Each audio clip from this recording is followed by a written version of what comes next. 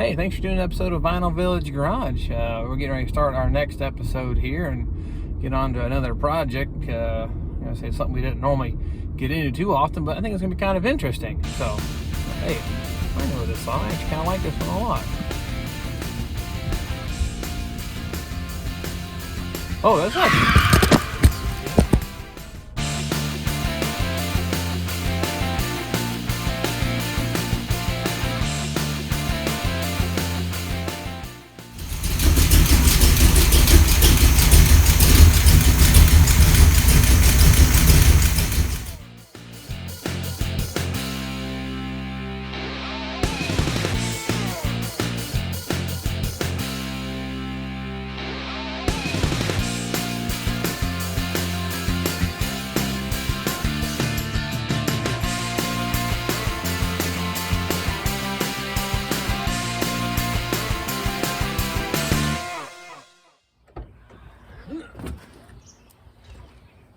No worries, I wasn't actually in an accident. I just kind of having a little fun to keep you hooked to watch a little bit more. But this car behind me, on the other hand, was in that exact same situation. Driver sitting at a stoplight doing his own thing, had a glass of water. Next thing you know, bam, gets hit in the back. It's pretty good. Of course, no bodily injury, but decides to get out and take a look at his car. Nothing out of the ordinary, but unfortunately, the person who hit him disappeared. That's why we're going to call this episode the Hit and Run Nissan. Unfortunately, first glance to the owner, I'm going to show you here, no real visible damage. The car looked pretty solid, no major structural issues. I mean, no broken taillights, so no worries, right? Well, except for when we went to open the trunk. It would not open. Had to pry and pull and finally got the trunk to open. And come to find out, the whole trunk pan in the back was pushed in several inches. So can't turn in the insurance company, can't do anything with it. So he brought it to me, see if I can doctor this thing up, get the trunk to open and shut and seal and get it going down the road again. So let me show you what we got going on here and we'll come up with a plan to get it fixed. Get you around here what he saw, look at the back of the car and say, quick glance here. I mean, see, taillights aren't broken, bumper's not even scuffed up really or damaged. That's where a sticker is at, not actual collision damage.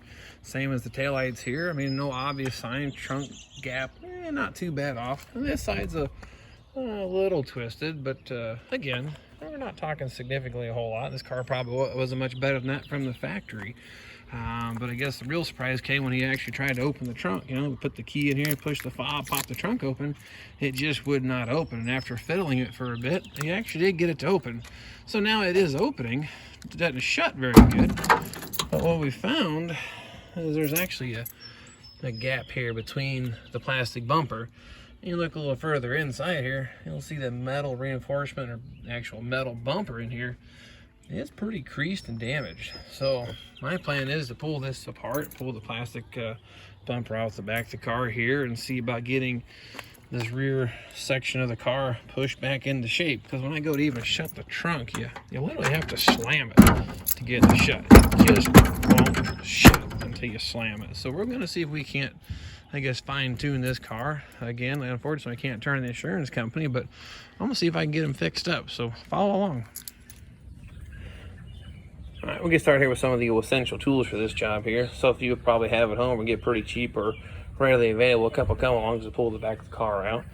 Orange Mountain Dew, just because that's just what I think is essential. Hammer, some side cuts to pull the plastic clips out, screwdriver, socket to pull the taillights out and get the bumper off, pry bar, chunk of wood to beat against to hammer some of the dents and persuade the metal, and possibly a brick. Well, I guess we'll come with a plan here. Looking at it, obviously the car's pushed in. But the thing is, how far do you push it back out? I'm going to take some measurements here, at least with the old tape measure, get a kind of an idea what part we need to do and how far we need to push it. Because when I start taking things apart, like the plastic bumper cover off, I might lose some of my points of reference. So I'm going to take some measurements so get an idea how far we need to go with this and see if we get it back into shape. Because what we're looking at, of course, the gap between the seal and the plastic bumper, I shouldn't be able to see this in here. This should be actually a closed gap. So we're looking at least, the distance here may be an inch, inch and a half. But like I said, once I start taking everything off, I lose my point of reference. I won't know where I need to be. So we'll pull this plastic trim off, pull some of the inside paneling out of the way, and then maybe take some point of reference measurements of the sheet metal here in the back. So give me a second, I'll get this all torn apart. I got that little plastic trim piece out of the way here off the back so you can actually see a little bit of the metal and get a good point of reference. Just made a little mark here so I know where I'm going to be measuring from. I'm going to put the tape measure just on this inside of the metal. And then just put a piece of tape across as I guess a continuous point of reference so I can measure and then see progress and how we're going.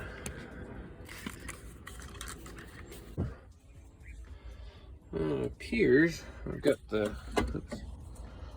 Now putting the tape measure right up against my point there, running it down to where I have my cross section, puts me right at 19 and I want to say about 3/8. So we're going to use that as our start point. And then looking at it, it appears to be about the distance I need to move. That bumper's supposed to sit right up tight. So the bumper's supposed to sit up tight right against this part here. So looking at it, it's really only about an inch. It looked worse than it did, but I need to move that thing about an inch. So let's get that going.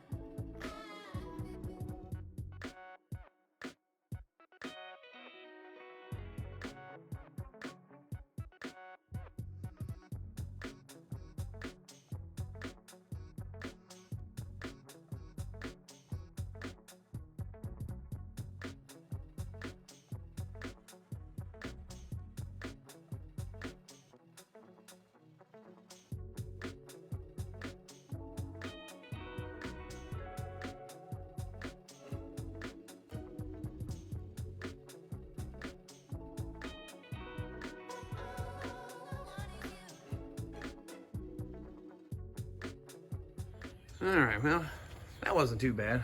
All that stuff's held in with basically plastic clips, a couple of screws, and snapped together, kind of like a snap type model anymore for some of this newer stuff. But I suppose it works for easy assembly. But now we can actually see a little more of the damage here.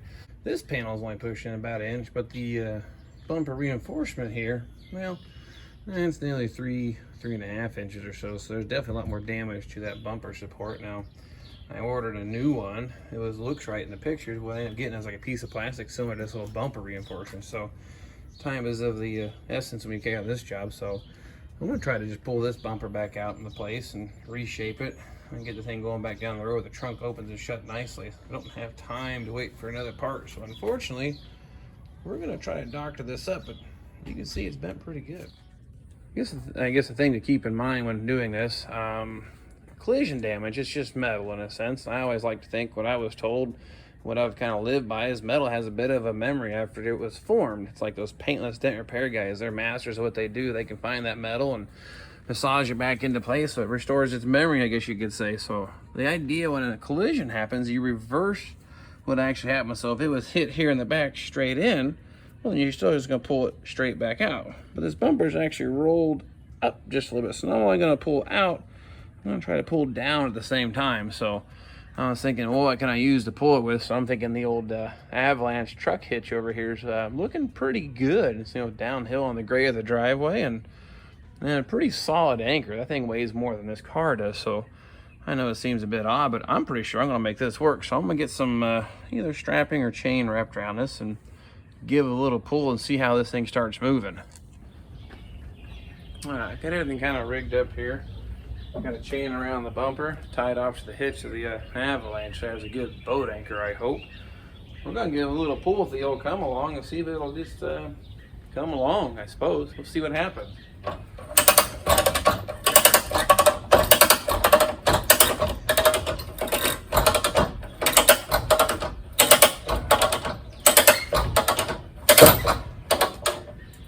Appears I'm just dragging the car out of the garage. This thing just doesn't weigh enough. I need a little more weight. Or maybe I just take the bumper off and then pull the back of the car out and figure out how to fix that bumper later. So let's keep figuring something out.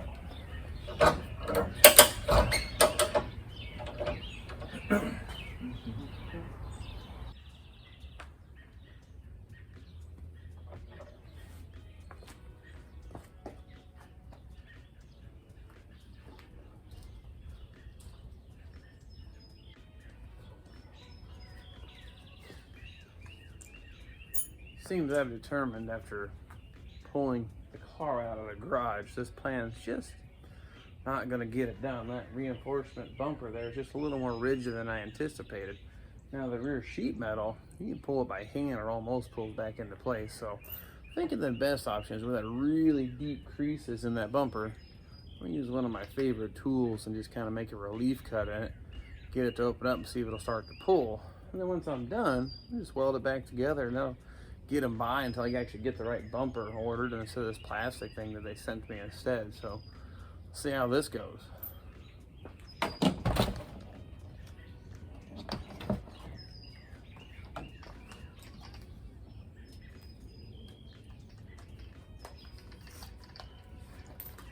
Of course, you know, safety first, no guard.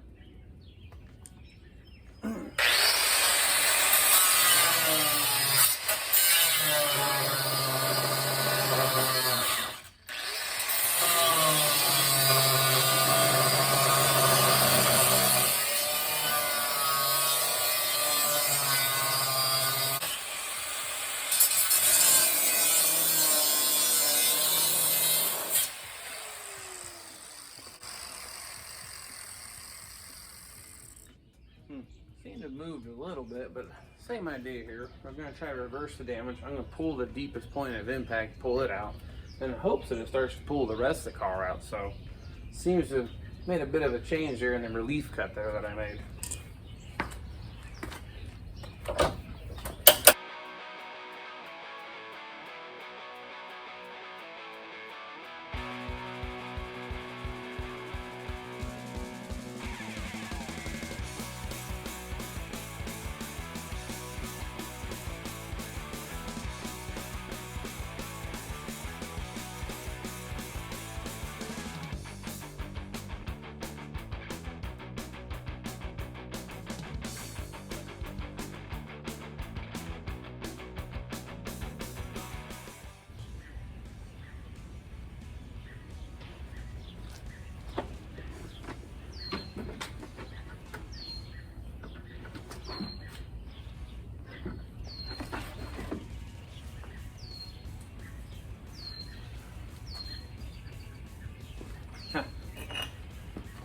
I think I found a use for the brick. Wheel chock. This thing just keeps sliding right across that smooth garage floor. I think the next step might be, if I can't get this thing to stick to the floor, I'll drag it out here on the rougher surface of the driveway and the brick. And then maybe it'll stay still so I can get this thing to move.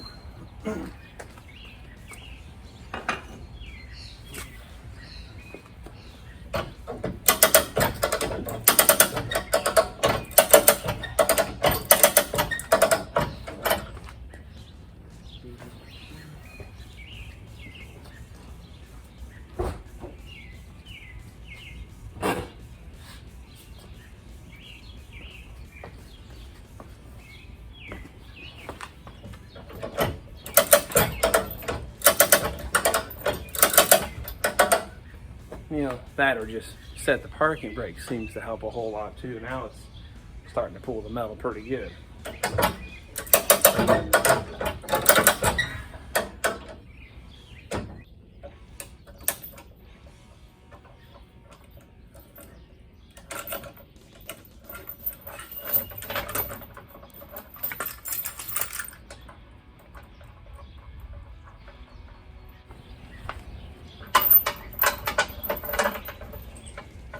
Well, now that it's now that it's starting to pull the bumper, I want to make sure I start pulling the top more than I pull the bottom. So I want to fix the chain in such a manner that it actually wants to roll the bumper down. So basically pull a straight line from the top of the bumper. So we're relocating the chain and give it a pull this way.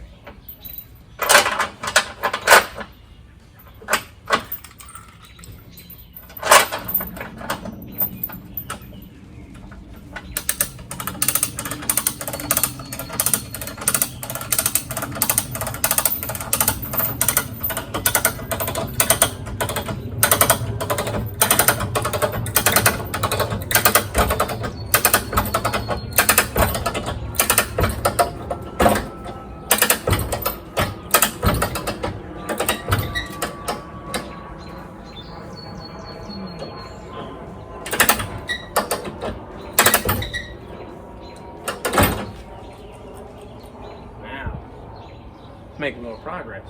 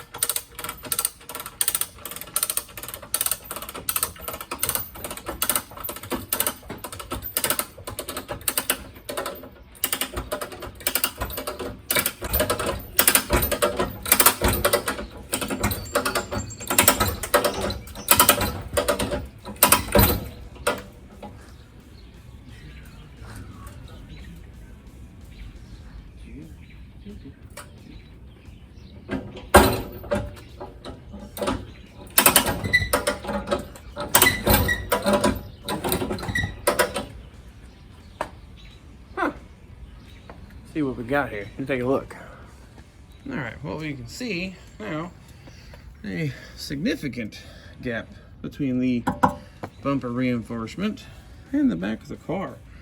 So actually starting to pull these back out now too. That was kind of our goal. Now there's better ways to do this, but I'm trying to do it with just what tools you could probably buy at the local, let's say a hardware store or Harbor Freight, or typically inexpensive tools.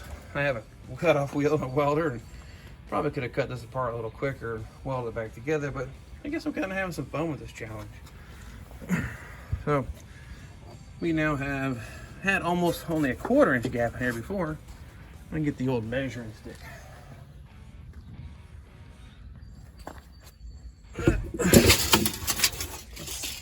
Get the old measuring stick and see what we've got between the bumper and the back of the car now.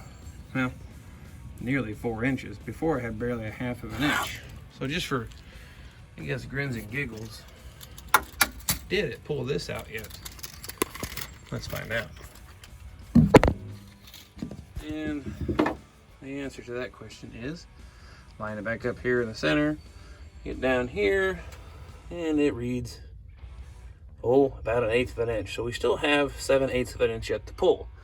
But the good news is the bumper reinforcement is back in the place where it needs to be. Now, if you also look, if you remember before we started, this bumper actually had a bit of a twist to it, like the top was up further or leaned in, but now we're actually perpendicular to the ground. So, and the bumper has a nice radius to it now, like it used to have. So we've restored that shape. These brackets here are a little bit bent, but again, we're trying to fix this on the cheap. They're on a limited budget, and I'm just trying to get the thing where it looks correct and get the trunk to open and shut and make the car useful again. Now, I guess the other thing I'm looking at, the general area I want to pull is this whole center section of the back of the car. And while I've got a little tension on it, I'll probably massage the back, the inside of the panel with my chunk of wood and a little hammer here, kind of help reshape the back of this car back into shape. But I'm looking at this trunk latch. I'm thinking that might be a pretty fancy hook to hold on to and help pull this whole rear panel. It's got a large displacement of the weight by the bracket that the latch is mounted to, that I think it should pull and not have a lot of distortion. Now the panel, there, out of the way. The panel here is distorted from being pushed in, so as I pull it out, this should pull some of that ripple out of that where the seal rides, but I'm gonna pull the seal and leave it out of the way while I pull so I don't damage it. I've got my puller mechanism moved up here. I got it tied to the trunk latch. It actually clears everything pretty good. I'm gonna give it a little bit of a pull and see if we can correct our dimension this way. And I said, then again, I'll probably also help tap the back with a hammer. Seems to restore the memory of the metal, can actually knock it back into shape. So let's see what we can do and make some progress. I'll give the old come along a little pull here and see if we can't get that thing to come back the additional 7/8 of an inch that I think I'm gonna need to get this bumper lined back up.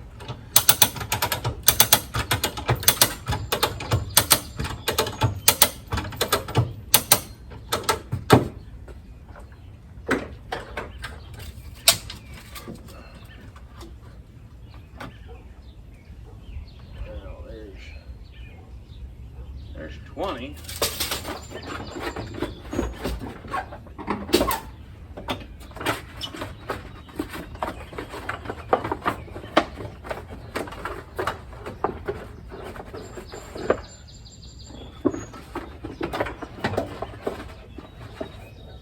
I have to get a bigger hammer.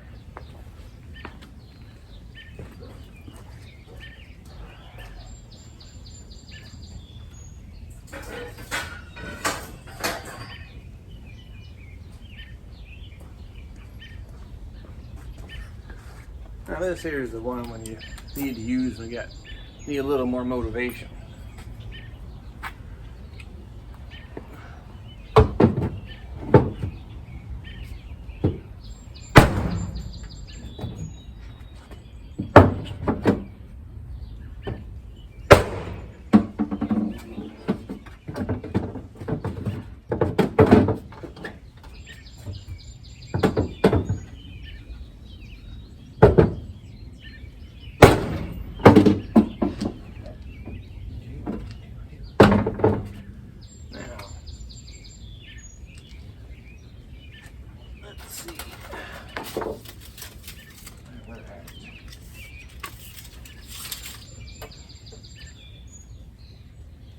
We're actually at 20 and a half, which is fine because as I let the tension off this to come along, it's actually going to relax the nut a little bit and actually kind of get closer to the measurement that we need. And the other neat thing, I'll get you in a little closer, but that little ripple where the seal used to ride has straightened out. All right, here we got here. Looking, let's talk about where the crease was. The paint's a little dimpled and wrinkled, but took the crease out of it. Now my measurement is actually right on the money also. I'll show you that here too. Kind of a weird situation trying to hold the camera and pull the tape measure at the same time. So give me just a second here. Be patient with me and I'll see if I can't make a go of this. Show you the change here. We've got the tape measure centered up back here on the back where the latch was at. Come on down to where my tape was at in the cross line. Puts this at 20 and 3/8, so an 1/8 inch further than it needs to go, but I'm fairly certain that's going to work really, really nice. So let's see about putting that plastic bumper cover back on, see how our fitment is. Oh, and I guess an additional wonderful side note, the trunk shuts with ease. Check this out. Well, I suppose once you put the rubber seal back in place, it shuts with ease.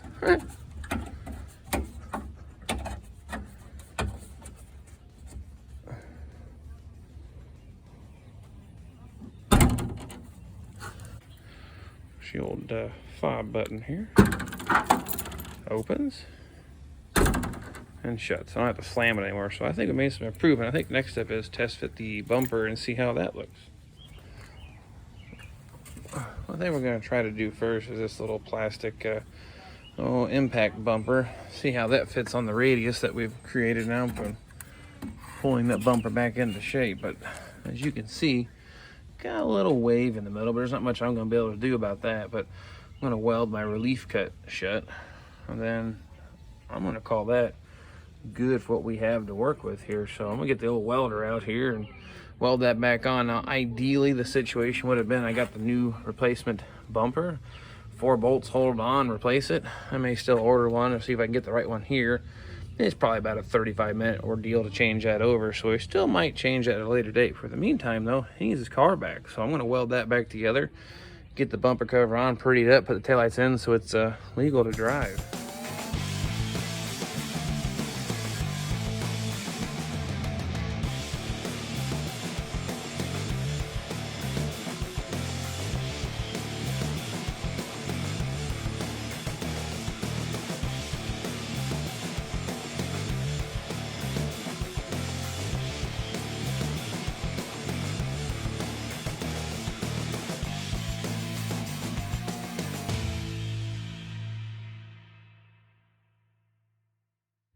Show you what I did here just to kind of get us by. Just kind of welded the relief cut shut.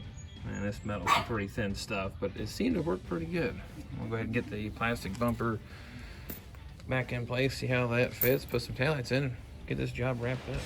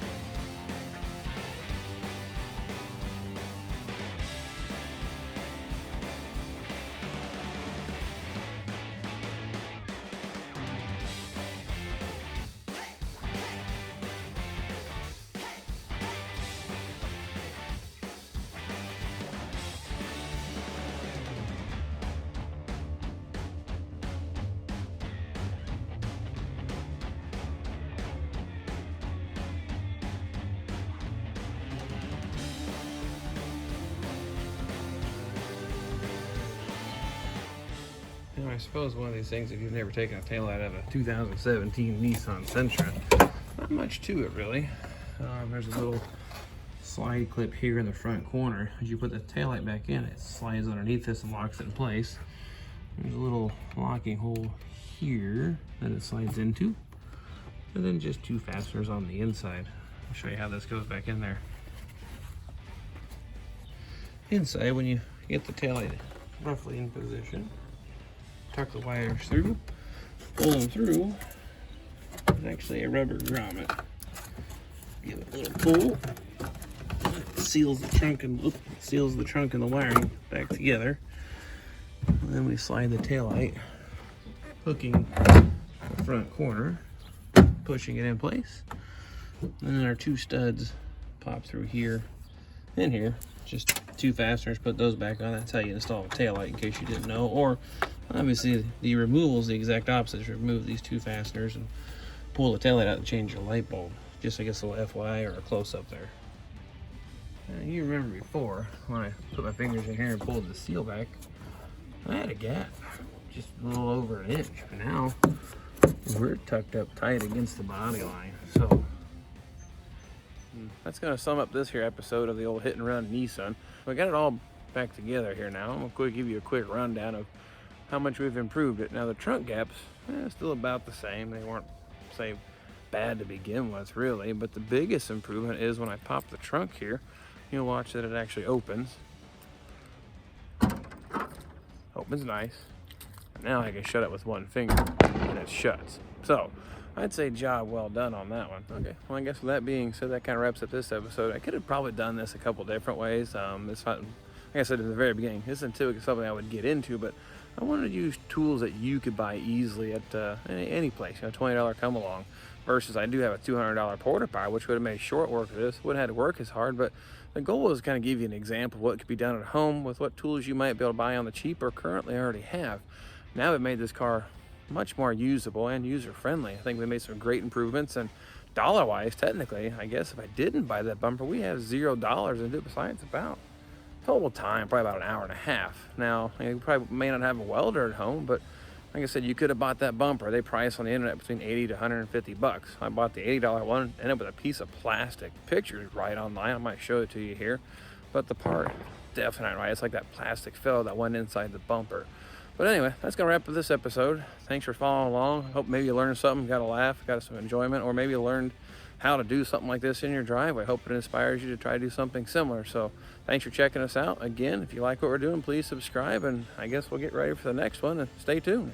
Hey, wait a minute, one more thing. I just can't get over how much nicer this shuts. I just need to do it one more time for you. Bam. Simple as that. Thanks again for watching.